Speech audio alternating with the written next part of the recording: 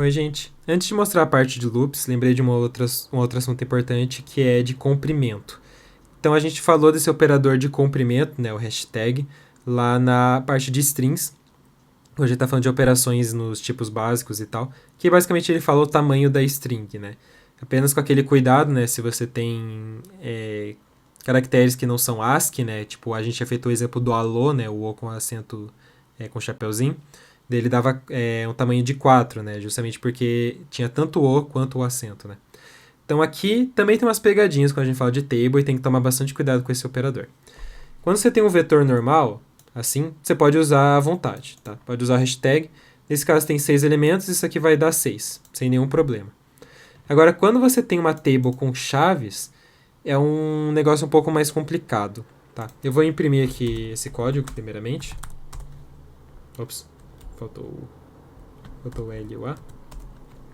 Note aqui, deu 6, beleza, tudo certo. Agora aqui deu 0. Então é meio esquisito o uso do hashtag, tá? Vocês podem ler bem certinho lá no manual, porque é um pouco esquisito, mas esse hashtag basicamente é um conceito de border. Ele vai analisar até ele achar um new na table.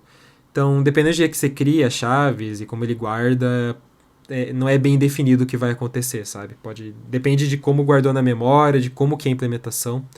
Quando tá falando de vetor, tudo bem, sempre vai dar certo. Só você criar o vetor e a não ser que você delete, tipo, você bote um new aqui no meio, tá tudo bem, vai funcionar, tá? Então, minha dica, só use o hashtag se você está usando um vetor normal, né, um vetor que não é associativo. Se você está usando um vetor associativo, primeiro que é bem provável que você precise usar isso, porque quantas vezes você vai precisar saber que aqui tem especificamente 3 chaves, né? Tipo, aqui a gente está usando como se fosse um registro, né? Em registro não tem momento que a gente precisa ver quantos elementos a gente botou nele, né? É meio esquisito falar disso. E caso você precise, eu recomendo você usar basicamente uma meta variável, que ela vai dizer qual que é o número de chaves na table. Então, sempre que você adicionar uma chave, você vai lá e incrementa essa variável. É um pouco chato, mas é o jeito que a gente costuma fazer. É um bom jeito, por exemplo, se você quer criar uma pilha, que a gente vai fazer daqui a alguns vídeos, você pode só ter uma variável que vai dizer qual é o tamanho dela, né? É bem comum para quem já programou em outras linguagens, quando você vai criar uma estrutura de dados, você tem uma variável que diz qual que é o tamanho dela, né? Então, é isso. Em resumo, só use o hashtag em tables quando ela for um vetor normal e nunca quando é um vetor associativo.